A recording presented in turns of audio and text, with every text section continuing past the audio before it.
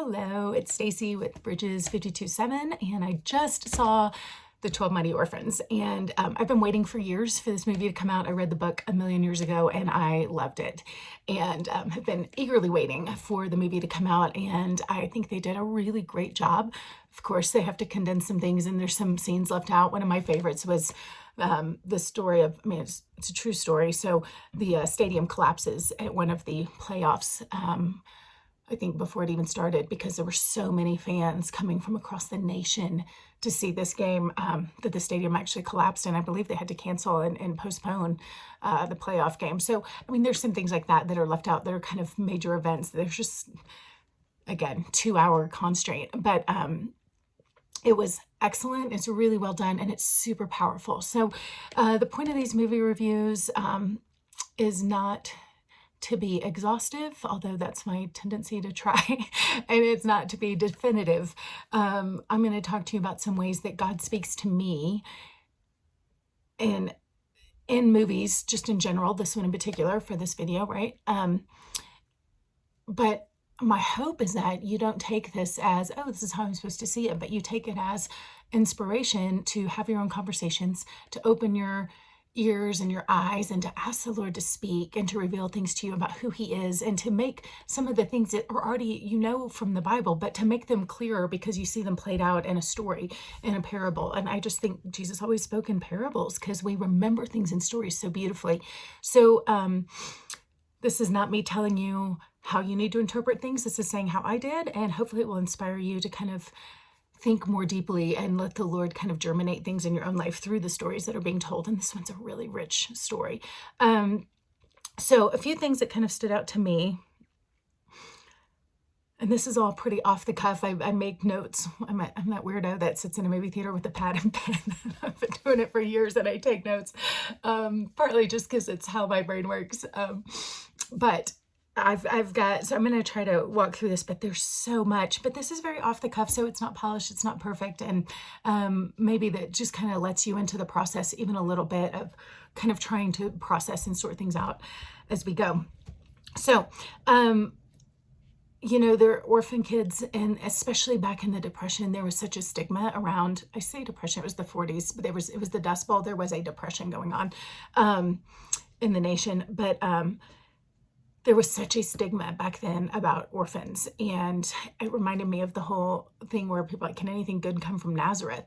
Like, people believe nothing good can come from orphans, and they had no future and no hope. They were horribly ridiculed. And I just am reminded of, especially in Isaiah, how much the Bible talks about the Lord being the God of insteads. He brings freedom instead of captivity, and beauty instead of ashes, and hope instead of the hopeless. And so he just, all of these things, like we just see the Lord reversing things, and he takes everything that is barren and he makes it fruitful. That just wrecks me. That's one of my favorite things about who God is, that there is nothing so dead that he can't resurrect it. In Ezekiel 37, you have him taking a valley of dry bones and saying, I did cry all through the movie, I'm not gonna lie. I was so glad I was the only one in there, because I was like ugly crying. So clearly it's been a little while and I'm still wrecked by this movie. And just who God is, that he sees hope and beauty in the things that we discard and that we see no purpose for. So, he tells Ezekiel, do you see that valley of dry bones? Do you think I can do something with it? He's like, I don't know, Lord. And God doesn't just do it. He doesn't say, hey, watch me do this. He tells him, you speak to it. You tell it to rise up. And Ezekiel gets to partner with God in doing what God wants to do. And God could have raised those bones by himself. Sorry. He absolutely could have raised them by himself, but he involves us in the process of bringing life to things that the world thinks are dead. And we get the joy of speaking things into existence. In Romans 4, he says that we call into existence the things that are not as if they are. I think it says he does that, but we are in his image, and we have the power of life and death in our tongues. And that's what he told Ezekiel to do, and that's what he tells us to do, is to watch what we say and to speak life into things. And there's so much of that in this movie. You have all these people speaking death over those orphans, and the anger and the rage it stirs up in them, and the hopelessness, and they are so defeated. But this coach comes to the school. I really want to ugly cry again. Oh my gosh. And the coach comes to the school and he starts speaking life into these kids and even into the other, some of the staff that are there. And they become better because of the life he speaks into them. He himself had been an orphan. So he's like a Christ figure who's incarnate. He knows what it's like because he was one of them. And he himself has risen above all of those things. And now he's made something of himself. And now he turns down all these, essentially Jesus leaving heavens, right? He has amazing job opportunities. And instead he goes and he takes a job for basically no money with a bunch of orphans in a rough town. I mean, it's just a rough situation, and brings his whole family there so that he can bring life to these kids because he knows and he wants to make a difference in their lives. And it is such a beautiful thing. So at one point he makes them repeat after him, and he's like, I am worthy, I am valuable, I am a mighty warrior, I am a mighty orphan. And he even calls like the thing that they're so ashamed of, he puts a spin on it and says like, we're not going to be ashamed of it, we're going to be proud of it. And that power of perspective is huge in this movie because he shows them that the very things that are weaknesses in the eyes of everyone else, he turns them into advantages. So these kids are so much smaller than all the football guys they're playing. They only have 11 or 12, and then one gets injured, but everybody has to play both ways. They don't even have a full team. And all these disadvantages, they're so small. But he says, okay, let's change the way we play offense. And I love it because in the Bible, you see the Lord giving people new strategies for battles. And that's kind of what he does. Like in the Israelites, every time they go in to take a territory, God gives them a totally different strategy. And it's not always going and fighting. Like one time it's raise your, you're going to have like Moses or whoever is going to be. Yeah, I think it was Moses. And he's raising his hands and praying, and they're fighting a battle down below, and it was all about his worship and his intercession that made the difference in the battle. And another time you have him walking around Jericho, and all these different strategies. And here you've got a way of playing football and a certain kind of offense and defense that has always been the deal. And he goes in and he changes up. He's like, we can't play the game according to that. We can't play by their rules, so to speak. He doesn't go around the rules, but we can't use their style. So he develops an entirely new kind of offense that still meets all the requirements, but it uses their strengths, and it becomes a passing game. And he uses their speed and their strength and their speed and their grit, their hardworking nature, uses that instead of trying to strengthen these guys and just go head to head with them. He goes around and he comes up with new strategies, and it totally changed the way football is played forever. He developed the spread offense. And but it's just, he was such an optimistic man, and he had such a different perspective. So people would see this thing and be like, oh, that's a terrible thing. And he goes, well, it depends on how you look at it. Like, I think it looks like opportunity and potential. And the same thing where everybody else would see their weaknesses, and these kids themselves, like, we'll never be anything, we're orphans. And he was like, I think that's a strength. And he started talking about, you guys have suffered things no one else has. You have learned to fight in ways no one else has. You are tougher than anyone else because you've had to struggle through all these things. And he starts showing them the gift of affliction. And the Bible talks about the gift of affliction. And I love that phrase. It's such a hard one to embrace.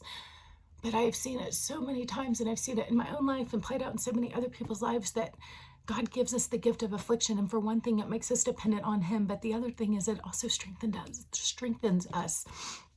And so he starts to show them the gift that has come with their affliction and turns things around for them. And even the thought that they are homeless and that they are lonely and they are orphans.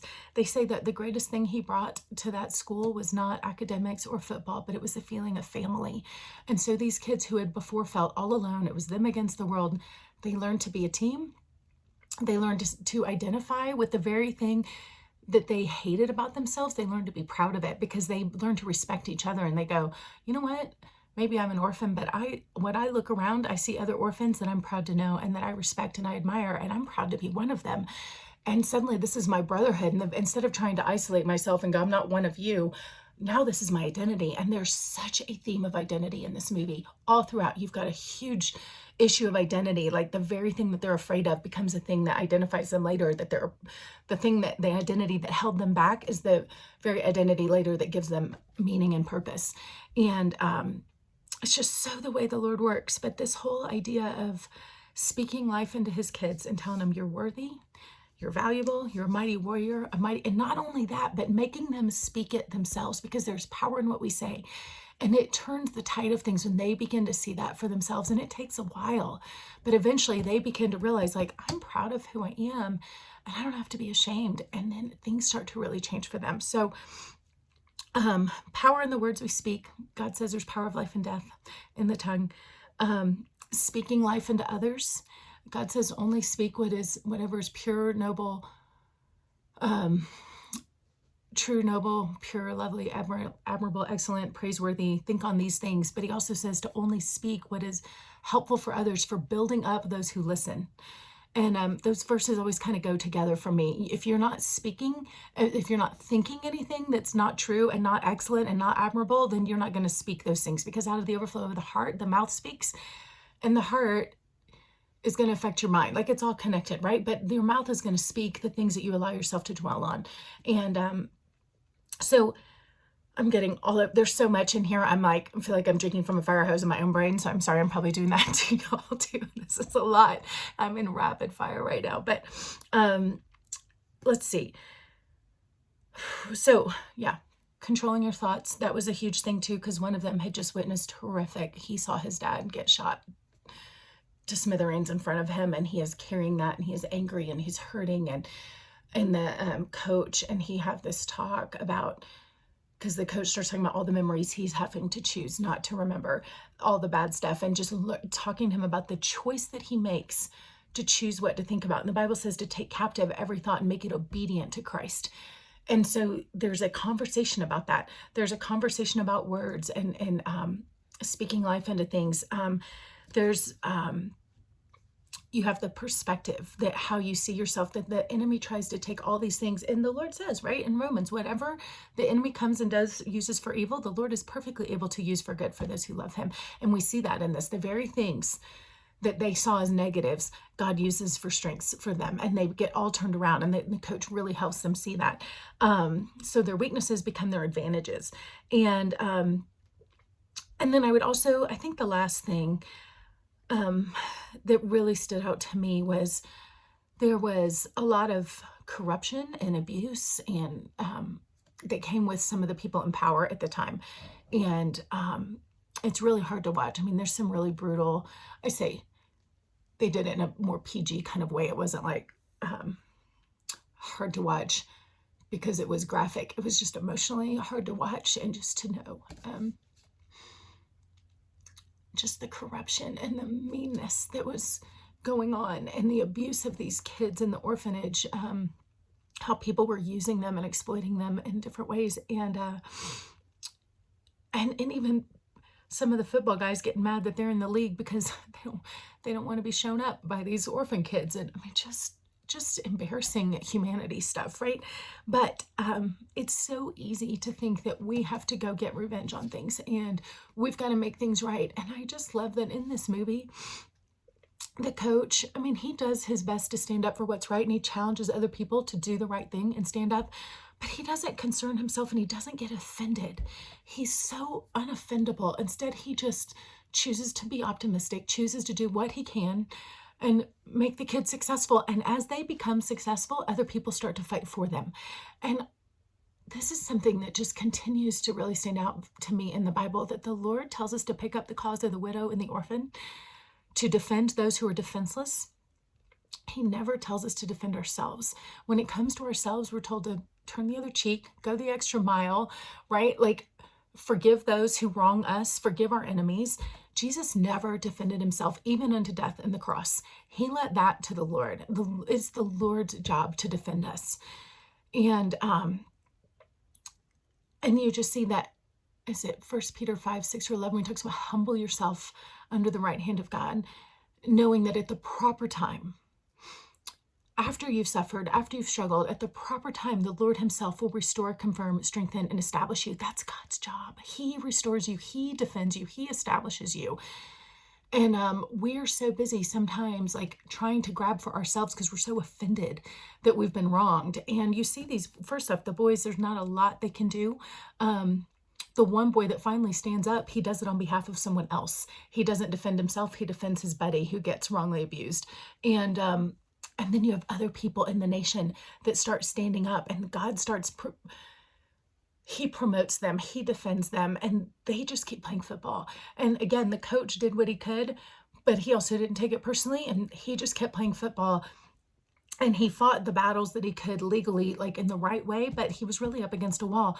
And then other people really stood up and defended him. And really what you see is the Lord behind the scenes. So the mighty get taken down. And the Bible talks so much about how the Lord sets up king and deposes of them. And you see that happening here. So the Lord kind of defends them behind the scenes.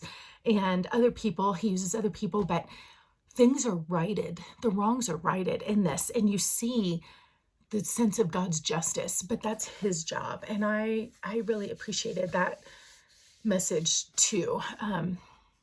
Because I think it's so easy to want to defend ourselves or take matters into our own hands. And we just see that they were defended as they were righteous, and as they played the game and they did their job, other people picked up the cause for them. And I think especially in our nation right now, where everybody wants to defend themselves and it's all about our rights and our boundaries and all this stuff, I kind of love that this movie, that's not their concern. And yet it is taken care of on their behalf. So anyways, again, not a comprehensive list, but those are the main things that really stood out to me, and it is powerful. I look forward to seeing it again soon with some friends, and hopefully this will give you some things to think about as you go. And I would love to hear like ways that God speaks to you in the movie, things that you see.